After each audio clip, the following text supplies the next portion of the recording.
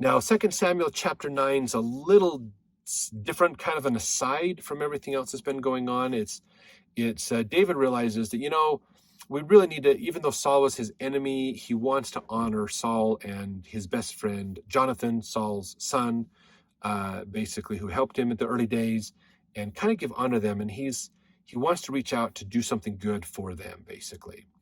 And so that's what we get to learn about in this chapter. So verse 1, and David said, is there yet any that is left of the house of Saul, that I may show him kindness for Jonathan's sake?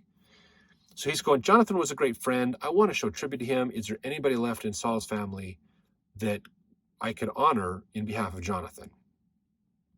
Verse 2, and there was of the house of Saul a servant whose name was Ziba. And when they called him unto David, the king said unto him, art thou Ziba? And he said, thy servant is he. So, hey, are you Ziba? Yes, I am Ziba. So this man was a servant in the house of Saul. He helped Saul and his family. Verse 3, and the king said, is there not yet any of the house of Saul, that I may show the kindness of God unto him? And Ziba said unto the king, Jonathan hath yet a son, which is lame on his feet. So he says, yes, king, there actually is. Jonathan actually had a son. He's lame on his feet, so he's not known, but he's being cared for, but he is the descendant. Verse 4, and the king said unto him, where is he?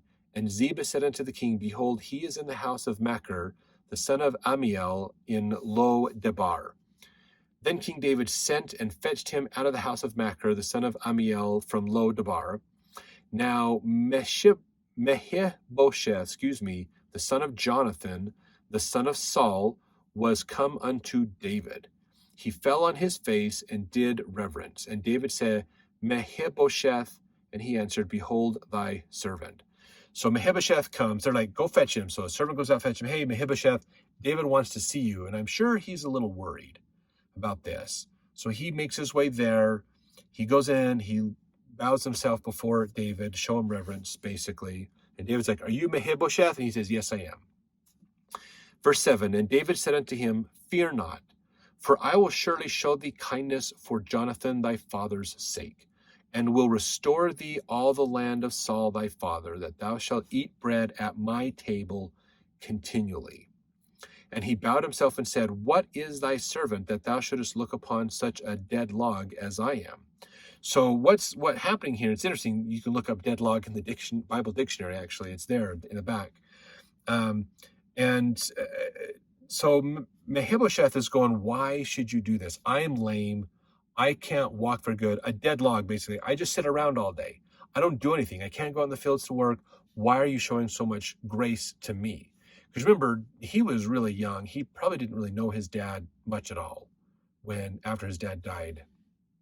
Verse 9, then the king called to Ziba, Saul's servant. So he brought Ziba back in and said unto him, I have given unto thy master's son all that pertain to Saul and to all his house.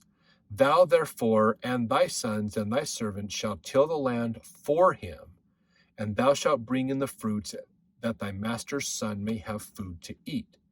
So he told Ziba, hey, I'm giving all of Saul's stuff back to him. See that back to Mephibosheth, make sure he gets it, and make sure that the servants do the work that he can't do, because he needs to be fed and taken care of, basically.